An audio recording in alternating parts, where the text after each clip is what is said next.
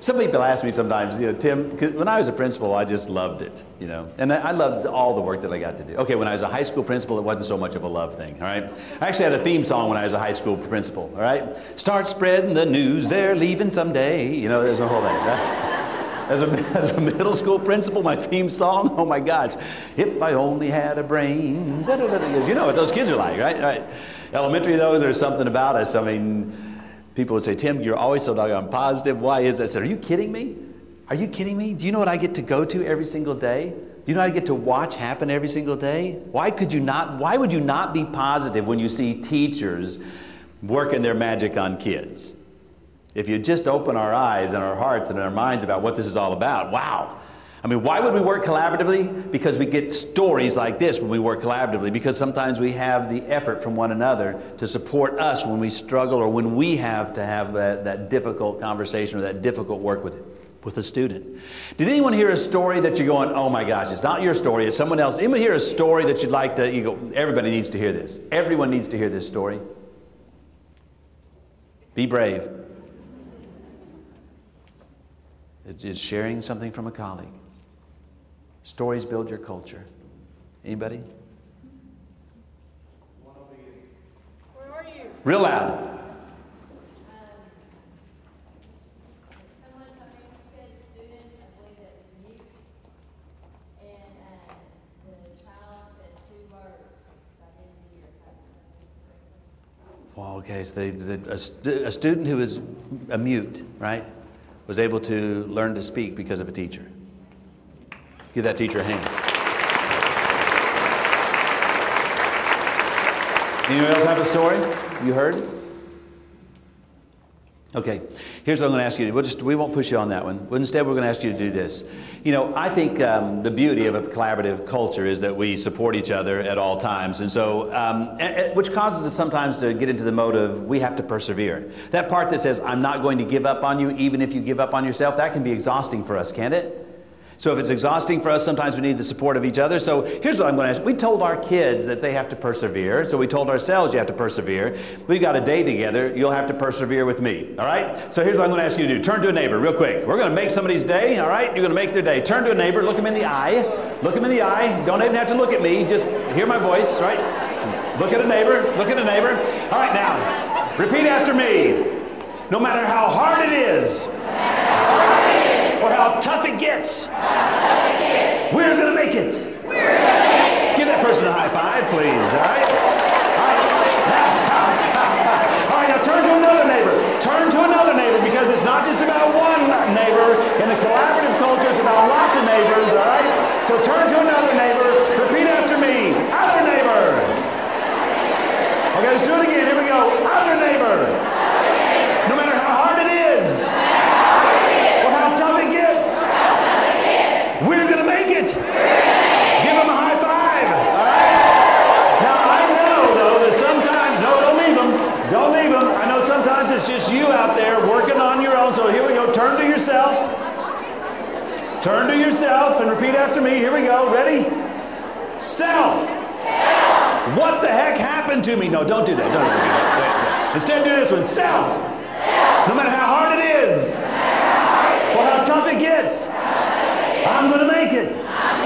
All right, now let's really make somebody's day. Turn to that friend again, real quick. Look him in the eye and repeat after me one more time. Repeat this phrase. You look marvelous. Ooh, and you do. All right, come back and sit down. Let's take some time to learn a few more things.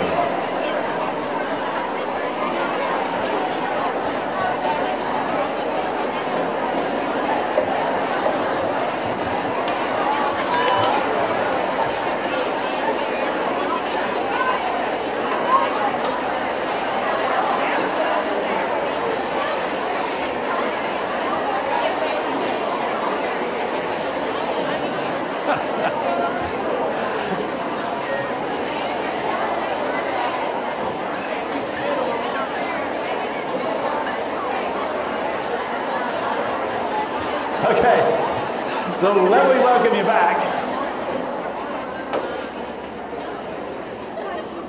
It's a pretty amazing thing when you pull kids together. The first day, the opening of your day. I mean, all of you have an opening thing that you do with kids, right? You all have an opening thing. I was in one building. Sometimes I get to be in buildings now. I've been retired for 3 years, and it's my joy to get out in the country and this great country of ours and see great teachers doing things. And every now and then I'm there when kids are in session. And I'll walk up and down the hallways. I get my kid fix that way. But I was in one building and they were having their opening day, and I went to this classroom and the teacher was having the kids stand up, and they said, okay, boys and girls, time for the class pledge, time for the class pledge. And all the kids stood very slowly, and they stood very methodically, and they go, I pledge to do my very best every single day to have my homework done, and that kind of thing. And I'm going, wow, how about boys and girls, turn to a neighbor, right? No matter how hard it is or how tough it gets, we're going to make it. The way you communicate is essential, right? The way you put it out there, to tell kids, to tell people they look marvelous, to ask kids, how did you come to school today? And have them say, ready to learn. To emphasize the points that are critical and to do it with a sense of enthusiasm that really captures their imagination and captures yours. That's my challenge for us as we think about these positive possibilities. Now think about this positive possibility. Wherever you are in the journey, and I know we're at different places, I want you to take a look at this next slide, all right, that I'm about to show you. And I want you to describe to your friend where you think you guys are in your knowledge and experience with the DeFore and Acre model of the professional learning community. Well, I understand the DeFore and Acre model clearly, and I've read all their books, and I hang out with them all summer long at institutes.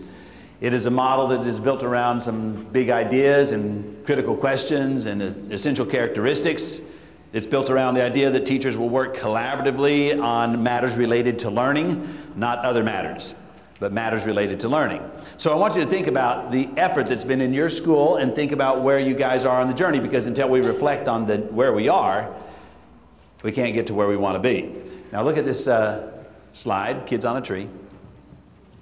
And think about your knowledge, think about the journey that you're on, and with the people right around your table, would you describe which kid best represents you on that tree? Now in the back you probably have a hard time reading some of those phrases, so you can make up your own phrases. You can kind of apply your own experience to which kid that would be, all right?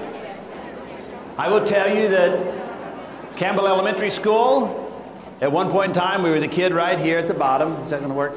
No. Kid right there at the very bottom trying to get started. Just trying to understand what it would mean to meet collaboratively. And we didn't always have everybody on board with that. Every now and then I might have someone that instead of holding the ladder, they were shaking the ladder a little bit. You know what I mean? And I would have to address those kinds of concerns. I mean, the very first time that we met together as a staff to discuss this idea of working collaboratively on matters related to learning, that our meetings would be geared towards 4 critical questions, that 75 to 80% of the time that's how we would conduct these meetings, because they will actually help us with our practices if we answer these questions. The teaching staff, I thought we'd reach consensus on it. I walked out of the faculty meeting, I walked back to my office, we felt like we had agreement. By the time I got back to my office, Stephanie was right behind me. Stephanie is a marvelous, marvelous second grade teacher. You would love to have her in your building. She gets great results for kids. And she came up to me, she says, Tim, can you talk? I said, sure, Stephanie, yeah. She said, well, I got to tell you something. I only have one thing to say about this idea of working collaboratively. Spending a day on Wednesday during our planning time to meet with other teachers. I said, what is it? She says, yuck. Yuck. She had legitimate concerns. She says, I've been in meetings like that. I've been in collaborative meetings, and they're a waste of time. We don't accomplish anything. We just sit around and talk. I could be grading papers. I could be working on my work. I could be preparing for kids. I could actually be helping kids. She had all the reasons for why we shouldn't work collaboratively, and it all was based on her experience prior to that. And we had to have a whole different conversation about why we work collaboratively in this school. I had to tell her, I said, you have so many gifts that you can share with others. You have some great strategies. We'll learn from you. We'll learn with you. You'll learn from us. It's part of what we will do best. We cannot be an effective school. Cannot be an effective school. We can't take those correlates of effective schools and put them in place unless we are going to meet collaboratively in order to do that. Now, what Stephanie was telling me, that she's got overload. She's the kid at the bottom. I had to get her on the journey. I had to keep her from just going it alone. I had to help her understand that we're an organization. That whoever hired her prior to my being there must not have made it clear that this is a school. It is a school where people come together to work together, to solve the issues at hand, to help kids learn at high levels all throughout the school. We're not independent contractors. We're not just wedded by a parking lot that we all park in, but instead we'll share our results with each other, we'll share our practices with each other, and we'll engage in a conversation as well as work that really is meaningful. Every now and then I run across folks who think that this too shall pass. Well, when our superintendent moves on, or district or the principal moves on, this too shall pass, so we'll just wait it out. And I'm telling you, if you're a person that does that, then you're going against the grain of the most current literature in terms of effective schools. That there's overwhelming evidence that the best way for us to improve our schools will be for us to work collaboratively, to meet on a regular basis, to share ideas and practices in regard to those. And I would think that you would want to be part of an organization. I mean, let's just call it as it is. You want to be a part of an organization that follows best practices. Can you imagine not being an organization, a school that doesn't follow best practices?